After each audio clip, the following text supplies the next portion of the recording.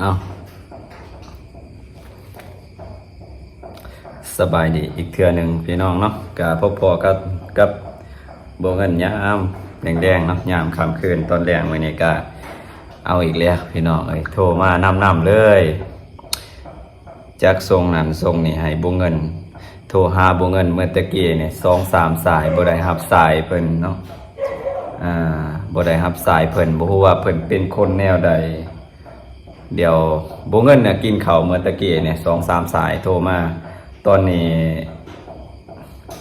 มีแต่เพิ่นว่าให้โบเงินเพิ่นขอ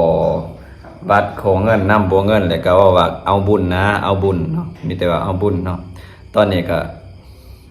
โทรมาอีกพี่น้องเดี๋ยวสิโทรลมกับเพิ่นก่อน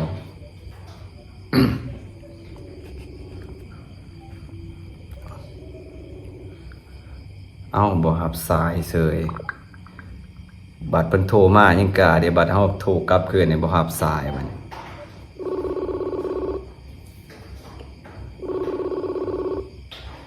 เอาพวกเก่าเลยพี่น้องอันที่เพิ่นโทรว่าขอเงินสิใส่หนี้บ่าวเตียงนั่นแหละเนาะ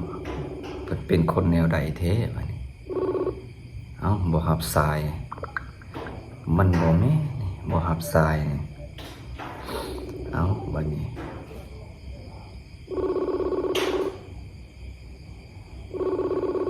เบิ่งเพิ่นสิรับสายเอา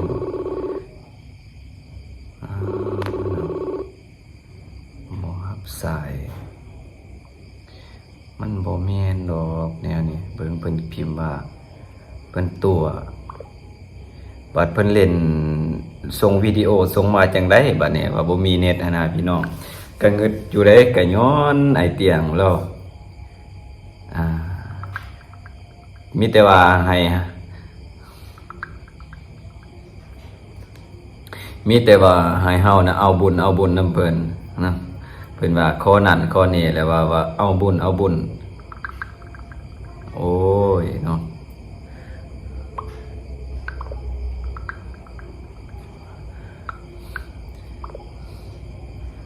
นี่เพิ่นว่าให้เฮาอีต้นเพิ่นแนวนี่มันสิเป็นบ่เอาบัดนี้พี่น้องเอ้ยกะคนเก่าเจ้าเดิมเลยพี่น้องที่เพิ่นขอเงินบางเว้นนี่เนาะแชทมาขอเงิน130,000 กีบเพิ่นว่าสิใส่หนี้ให้ไอ้เตียงทองเพิ่นและก็ตอนนี้แม่นได้แชทหาบ่เงินโทรหาอีก 4-5 สายได้ตอนกินข้าวเนาะอันนี้จะว่าสิสาบานอีกเพิ่นว่านี่อีต้นน้องนะเพิ่นว่าเนาะตัวบาปกะไดเพิ่นว่าเอาแล้วเสียมาเว้าแนวนี้เพิ่นว่าให้ลดต่ำคอยตายโลดถ้าคอยตัวเอาเสียมาเว้าแนวนี้เว้าแนวบ่แม่นแนวอีกแล้วเอาบัดนี้ก็ย้อนไอเตียงเพิ่นแซดมันเว้าโลเล่ๆเนาะอันนี้เพิ่นส่งคลิปสาวพรมาว่าเมียอายบ่ได้บัดนี้อันนี้บัดเพิ่นส่งวิดีโอเพิ่นส่งได้บัดเพิ่นส่งบัดสิโทรหาเพิ่นบ่รับสายเนาะคืออยู่ลาวเฮาน่ะใส่เน็ตฟรีได้แท้แต่ว่าเฮาส่งวิดีโอมันบ่ไปเด้มันบ่ได้อันนี้เพิ่นส่งวิดีโอได้เนาะเพิ่นถามว่าเมียอายบ่แล้วก็หัวควรแนวนี้เป็นแนวใดแท้นะเสียดมาเรื่อยๆเด้บัดนี้นี่พี่น้องเอ้ยอันนี้เพิ่นว่าอ้ายเพิ่นว่าน้องอยากกินยาคนินเพิ่นว่าเนาะมีบ่เพิ่นว่า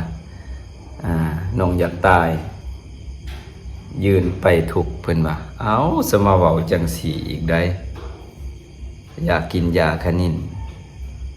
อยากตายสมาเว้าแนวนั้นเลยบ่เงินก็เลยมืดตึบได้เป็นคนแนวนี้เป็นแนวใดทุกคนก็น่าจะเห็นในคลิปบ่เงินเขาไปเบิ่งเลยเนาะวังเวียนเนาะตอนเที่ยงหลังจากลงคลิปเพิ่นไปแล้วนะบ่เงิน เข้าไปค้นหาเบิ่งในคลิปไอเตียงทองเพิ่นเนาะว่าสาวน่ะล่าสุดจักเต้นจักห้องจักไห้หั่นน่ะเนาะอันนี้ส่งวิดีโอมาได้บ่เงินพยายามบ่ตอบแชทไปได้นี่แต่ว่าก็ส่งมาเรื่อยๆจักโทรจักหยังอันนี้ก็บ่เงินอัดคลิปนี่ก็สิโทรถามเพิ่นเติมนี่ว่าเป็นแนวใดนะพี่น้องท่านใดที่เคยเบิ่งคลิปของสาวนะก็น่าจะหูดีเนาะบ่เงินน่ะหากะหูก็เห็นตอนนี้แหละส่งคลิปสาวพรมาให้เลยว่าถามเมียบ่เงินถามเมียแต่ว่าเมียอายบ่เพราะว่าแท้น้องเบ้าอายว่าน้องตัวบ่สิโทรหาเนี่ยนะเนี่ยสิโทรหาเนี่ย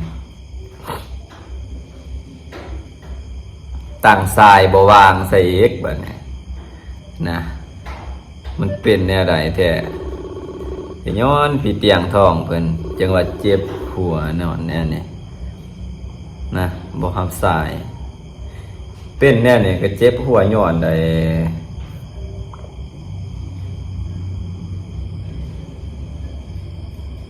บ่เต็มบ่หรือว่าจังใด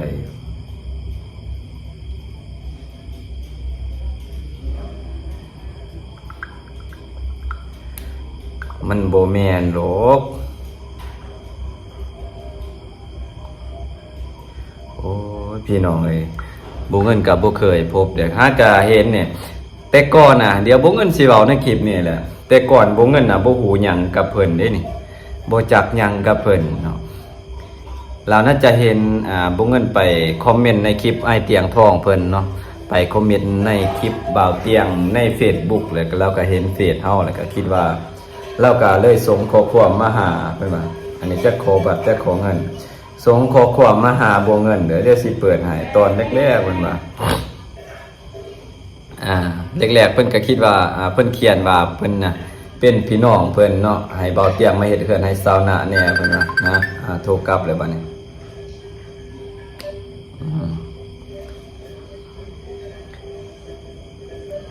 คนแบบนี้ก็มีเนาะบ่รับสายโทรมาเลยว่าสิอันนี้จักแผ่นเพิ่นแหละ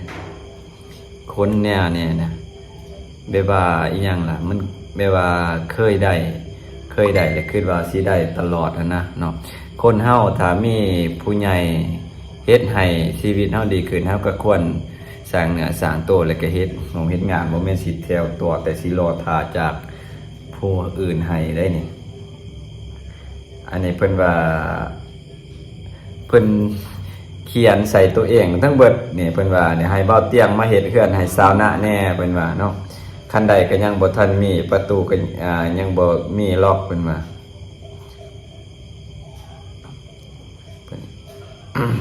นี่เดี๋ยวคลิปนี่เนาะคลิปนี้เดี๋ยวบ่เงินสิปิดเสียงยานมันสิติดลิขสิทธิ์ลิขสิทธิ์เขาเนี่ยเสียง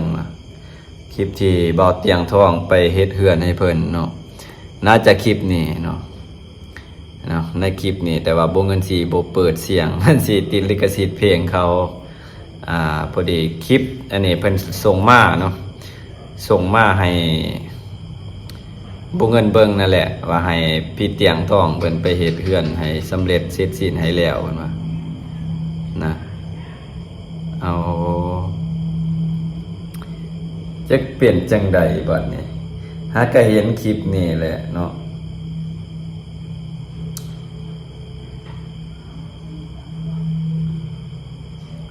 โอ้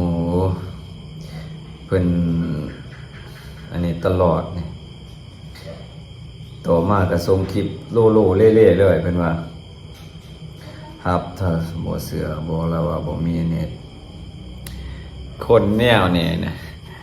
บ่จริงใจกับผู้ใดดอกแบบว่าได้แหละต้องคิดอยากได้อย่างเดียวเนาะคิดอยากได้อย่างเดียวเห็นผู้ใหญ่เคยให้เคยช่วยเหลืออะไรเพิ่นสิคิดแบบว่าสิขอน้ำไผก็ได้หั่นน่ะเนาะถึงว่าสิมีถ้าเป็นคนแบบนี้นะถึงว่าสิมีสิร่ำสิรวยถ้าเป็นคนคิดเอาแต่ใดแบบนี้โดยบ่เฮ็ดบ่หาย่านความลำบากนะ ก็บ่มีมือสิสบายแล้วก็คนเฮาเกิดมาแล้วเนาะก็ต้องสู้ทนอดทนไปนั่นแหละชีวิตเพื่อความอยู่รอดบ่แม่นว่าสิง่ายบ่เงินก็บ่แม่นสิเป็นคนร่ำคนรวยคนหังคนมีคือผู้อื่นบ่เงินก็หาเช้ากินค่ำพ่อแม่ก็หาเก็บผักหักหญ้าขายซุมื้อนี่ก็ยังอยู่ได้แบบว่ายังดูอยู่ได้ก็ย้อนว่าย้อนโดยความเฮาอดทนเฮ็ดงานรับจ้างหาเงินหาค่ำเนาะแล้วก็บ่เงินก็บ่ถ้าบ่มีในที่สุดเนาะก็มีผู้ใหญ่คอยซัพพอร์ตเนาะก็คือทั้งหลังผนังบ้านเฮาก็มีผู้ใหญ่คอยซัพพอร์ตจากต่างประเทศนั่นแหละเนาะคอยซัพพอร์ตบ่เงินแล้วก็2แล้วก็คือจากกำลังของบ่เงินที่หามาได้เก็บเล็กผสมหน่อยเนาะคอยสะสมกันไปคอยเฮ็ดคอยสร้างนะเนาะอันนี้จนมาฮอดปัจจุบันนี่แหละแต่ว่าถ้าว่าบ่เงินน่ะมีบ่กะตอนนี้กะยังหาเช้ากินค่ำอยู่เนาะแต่ว่าก็พออยู่ได้เนาะจะแตกต่างจากแต่ก่อนแต่ว่าพ่อแม่เฮาก็ยังทุกข์ยังยากอยู่เฮาก็บ่ปะบ่ทิ่มเนาะยังมีภาระหลายอยู่ที่สิดูแล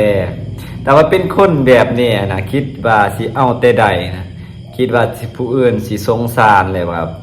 อีต้นแล้วก็คิดว่าสิได้ตลอดนะมันก็บ่เป็นแนวนี้ตามที่ผู้เงินเบิ่งนะคนแนวนี้หั่นนะคิดว่าสิแบบว่าเคยเห็นเลยเนาะ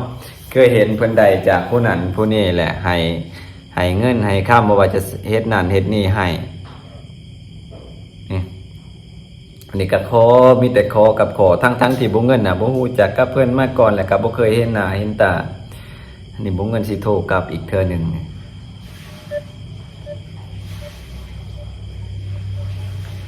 คันบ่มีเงินเน็ตบ่มีเน็ตก็ส่งวิดีโอมาบ่ได้อันนี้มีเน็ตแหละมีเน็ตจังส่งวิดีโอมาได้คิดว่าบ่เพิ่นคิดว่าบ่เงินสิฮู้บ่ทันเพิ่นบ่ตัวท่านั้นท่านี้บางเว้นก็ขอเงิน130,000บ่ให้ค่ายาบ่ได้แท้ว่าสิใส่หนี้เบาเตียงอีกเนาะเพิ่นว่าสิให้ค่ายาเขาบางเว้นก็ตัวบ่เงินแต่ว่าบ่เงินก็คือสิบ่ใจง่ายปานนั้นดอกเนาะบางเว้นตอนเพิ่นแชทมาโทรมาว่าสิให้เงินค่ายาเพิ่นติดยาอยู่ตอนนี้เพิ่นว่าบ่ได้แท้ว่าบัดโทรไปนะบ่ได้แท้เพิ่นว่าสิให้ใส่หนี้เบาเตียงแต่ว่าน่าจะบ่แม่นแหละเนาะแนวนี้บ่เงินสังเกตมานี่เดี๋ยวบ่เงินสิตอบกลับ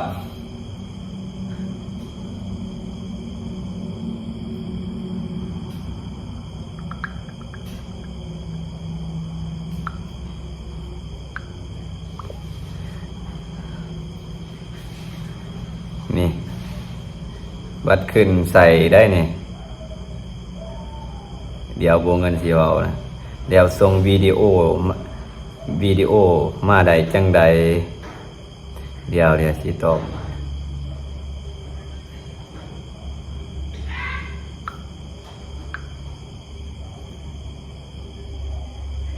ขอยหูท่านเจ้าเพิ่นว่าบัดบ่เงินโทรกลับเพิ่นว่ายังสิคุ้มโทรมาบอกว่าบ่มีเน็ตเพิ่นว่าคันบ่อยากให้ก็บ่ให้ซาเพิ่นว่าโอ้คนเนี่ยสิแม่นคือ FC ที่บางท่านที่คอมเมนต์ว่ามึงบ่เต็มนะน่าจะแม่นส่งวิดีโอมากะ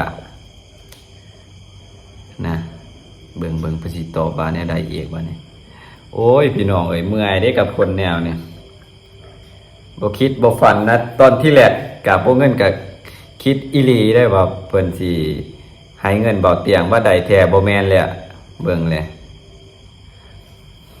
บ่แม่นข่อยจัดทันควมเพิ่นว่าเสื่อมเน็ตเข้าวังกี้เพิ่นตัวอีกได้โอ้ยพี่น้องเอ้ยเนาะคลิปนี้กับสีซ้ำนี่แหละ มีแต่เพิ่นว่าถ้าน้องตัวให้น้องเป็นหยังก็ได้เพิ่นว่าเอ้าสิบ่ตอบจะแหละบัดนี้เนาะก็น่าจะฮู้แหละพี่น้องบ่เงินก็สิเข้าใจคลิปนี้แหละเนาะโอ้ว่าสิสาบานเนี่ยนั้นเนี่ยนี่น่าจะแม่นคนบ่เต็มแหละแนวนี้เนาะก็ต้องขอโทษขออภัยพี่น้องเนาะที่เว้าจาบางความก็บ่ม่วนฮู้เนาะก็ตามที่บ่เงินเห็นนี่ก็สิบ่แม่นแล้วพี่น้องเอ้ยก็ย้อนพี่เตียงเพิ่นและทีมงานเพิ่นทางนั้นเนาะขอบคุณขอบใจหลายๆเด้อพี่น้องที่เข้ามาเบิ่งมาชมก็ให้สุขภาพแข็งแรงเบิดสุขหูสุขคนเด้อพี่น้องเด้อเนาะสบายดี